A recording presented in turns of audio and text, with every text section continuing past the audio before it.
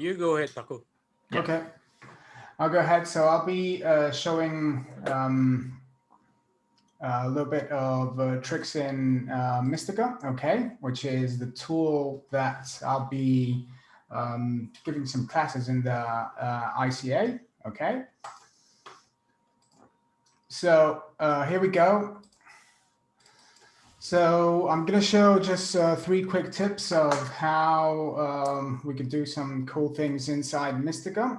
And but basically, in this last year, SGO have released a new redesign of the color tool. And in this redesign of the color tool, the intention was to make it more user-friendly to bring more colorists to the tool set, of course. So one of those things was the ability of creating better color grades with better keys. So we could see here that in the color tool, we have, right now I did apply 3 layers, and I have 3 different layers. In my first layer, I'm doing a very contrasty, just a primary grade. And my layer number 2, I've got bands where I'm doing a little bit of an S curve, and you can see it here in my ranges over here, okay? And in vector number 3, I can start playing around with some of my fixed factors, where I could obviously play around with some of the colors, but I also have the hexagon, which is another tool that displays the fixed factors in a different way, and just makes it easier to manipulate all these 3 tools, the fixed factors, the hexagon, and the mixer here, are all connected. So as you can see, if right now I take in the red channel the green channel over the more green color channel on the red channel, we could see that's going to be fed in the hexagon and in the fixed factors. Okay, I'm going to reset that, so obviously we get something smoother. And one tip that I recommend using in Mistika is that whenever we are doing a key, like for example, here in this image, we got loads of very analogous shots. And let's imagine that we want to pull a key out of our presenter here. And I can press here on my skin tone in the color wheel here, and we can see that there are many colors that pop up, okay? So in this redesign that SGO have done, they really wanted to help the colorists to make better operations within keys as well. So for example, we have here the merge key option now. And what I'm going to do is actually merge this key with another channel from of a previous layer. So when I go to and here, instead of source or alpha, I'm going to multiply my red channel that I'm keying the skin tone with the green channel. And you can see there that now I have a really smoother look of the skin. And if I use the proportional, even better, because over here, what we're doing is we are doing a set dim of those skin tones. It's kind of a key of the skin tones within the selection that we already have, okay? Then I just need to maybe manipulate a little bit and remove elements that I don't want to use in my key. And then I would obviously have the option of working with all the color grading tools that Mistika would have. Okay. Got too many panels around here right now. And start doing a little bit on my key. Okay, so that is one quick tip that of how we can pull better skin tone keys inside Mistika. And another small tip of that really gets especially new users in Mistika is, for example, let's imagine that we've overcooked this color grade and we really kind of pushed this grade like way too far, All right, so over there, we've just gone like a really warm image, and the client is asking us to just halve the whole grade that we've done. Normally, some Mistika ops, what they would do is get the clip, just put it on the top layer, and then just do 50% mix of one clip over the other one. And of course, here we would see, obviously, that we have just 50% of that grade, but we could do it within the color grade tool. The thing is that it's not the blend option that many people think it is. So if I add a new layer and I say recover and I say source, okay, we see we get the source there. People tend to believe that it's the blend option that will halve what we are doing here, but it's not that. What we're going to do is actually go to what the blend is doing is kind of blending any color correction that we've done. As we haven't done any, the only thing we're going to do is recover a little bit of the shot. And over there, you can see I'm reducing the alpha channel to 50%. And then there, I'm recovering part of the grade that we have. And even I could maybe even, oops, wait, do this even more. You can see there, it's clearer to see. So those are two tips of how you could do different color operations inside the new Mistika color toolset. Anything else you guys want to add? Well, I'm just starting to read the manual book of Mistika, so I have nothing to add. Well, I'm here to help. Actually, I'll be leading some of the color training within Mistika for the ICA. So that's what I'll be doing for the ICA. Cool. Okay, maybe I'll go next. Always confused how to share my screen. Oh yeah, Paco, could you stop sharing the screen? Of course. Let me try.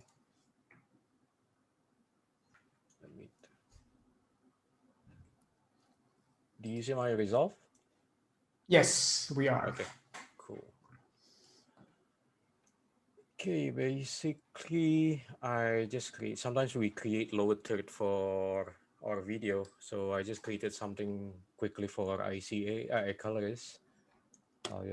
I have this animation, a bit of animation on Fusion.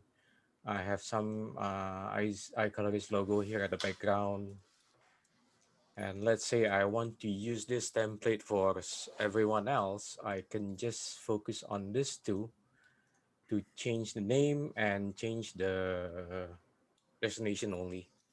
So we can create this as a template for the edit page if we want to. But there's always one thing that confuse people out. I mean, where does it go? If and when we have this template created from scratch on this one, I'll just need to select the main thing that we need to do is to select the first thing that we need to select on this case is the name, the first line, click on it, press Command or Control in Windows, click on the second one, and you can select the rest. So why do we have to select this is because when we right click on macro and we right click on any of the nodes, we select macro, we create macro, and this window will pop up. And as you can see, the first line and the second line will be the first on the top. That's the main reason we have to select the first line first and then the second line first, second line as the next, and we select the rest after that. So in this case, we can actually select. Yuki, yes. we're not seeing your other windows. Actually, we're just seeing your main resolve display. Oh, so your pop-ups aren't showing.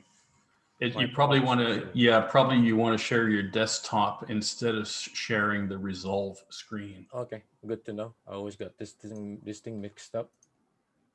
Sharing my desktop. Okay, I'll just share my main desktop and then I'll just move. Do you see it now? Yeah, we see it now. Okay, cool. So in this case, on the first line, I want to let people just change the name. So in this case, we go to the text. We have the style text. We activate the checkbox. If depends, it's up to us whether we want to let people to change the font. But in this case, we want to assign the dedicated fonts. We can change the style. We can change the size here. So we can do the same to the second line. We scroll down. I normally just close it up first. So on the second line, I can assign the same thing on the text section, style text, style, and the size. So remember to rename it as what we want to rename it. In this case, I just rename it as iColorist.com. I close it. Save changes macro to macro tool. Yes. And this is the one that sometimes confuses me when I first started this. It needs to go to Fusion, template, edit, and titles. This is then it is gonna come up as a settings file, and we can save. And in this case, I already save it. And the next step that we need to do is to restart not restart the system, but restart the Resolve. So when you the next time you load it up, if you go to the effects library on the title section, and it should be there. So this is the text that I have. Can play back. And if I go to inspector, I can just, this is the previous version that I created. So I can change the name. Let's say Blake Jones. This stays the same. So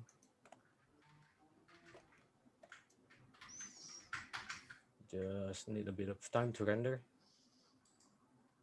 And that's it. I hope it helps. Okay, I'll hand over to you, Blake.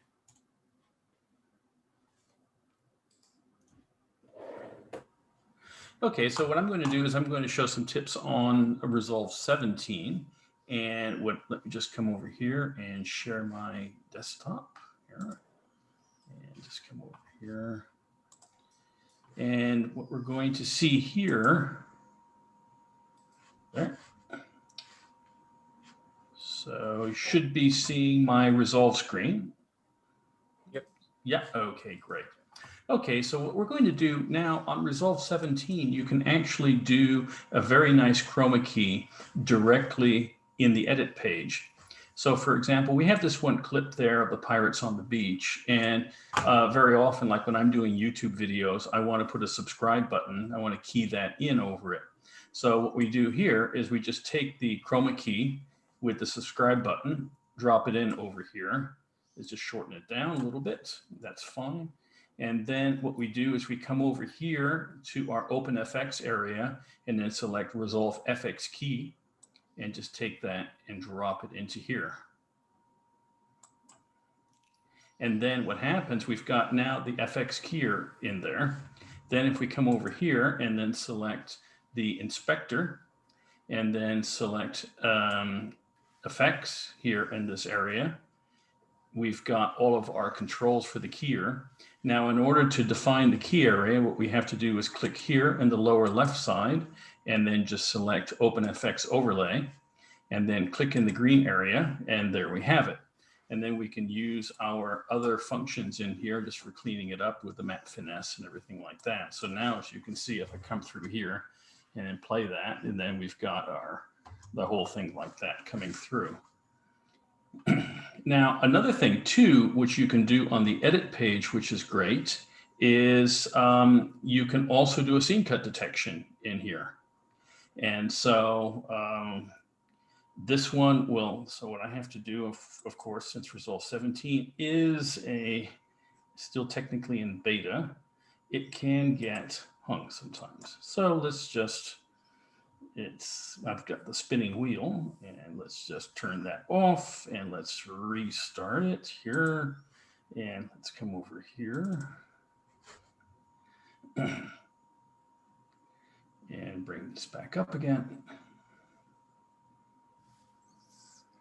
And with this, because for example, in the past when we were doing scene cut detection, we used to have to go to the media page, come to our storage area, and then load the file that we wanted to scene cut detect directly into the scene cut detector. I have a great addition, actually. I'm sorry? I think this is a great addition of the new software. Yeah, this is true. Yeah, it's really very handy. And so once Resolve finishes loading, we can see it. Yeah, and okay, let's bring it back up. It's one of the top 5 things, I reckon, in there, isn't it? Of new stuff, really useful. Oh, yeah, exactly. Yeah. Mm-hmm. And so now, if I come back here, I'll come back to, okay, and let me just share my screen again. Okay. And let's come to Resolve. Okay. Share. Okay. So what happens is that if I take, let's say this clip, and I want to drop that in there, and I come to this particular shot here, like so, and then I want to go through and do this, what I can do here is we've got now detect scene cuts, and then we just select that, and it goes through just in the same process like we would when we were accessing from the media page, and it goes through and automatically divides all the cuts up for us. And it's relatively fast for this. So as you can see here, it's giving you the status of what's going on. Blake, what happens if they're wrong? Is that an easy fix? Yeah, it is actually. You can go through, you can trim it up, you can go through and yeah. The only thing is you don't have the graph like you had when you were doing it with the full display on it. Yeah. We'll see in a minute, I suppose, where the cuts are. Yeah. Mm-hmm.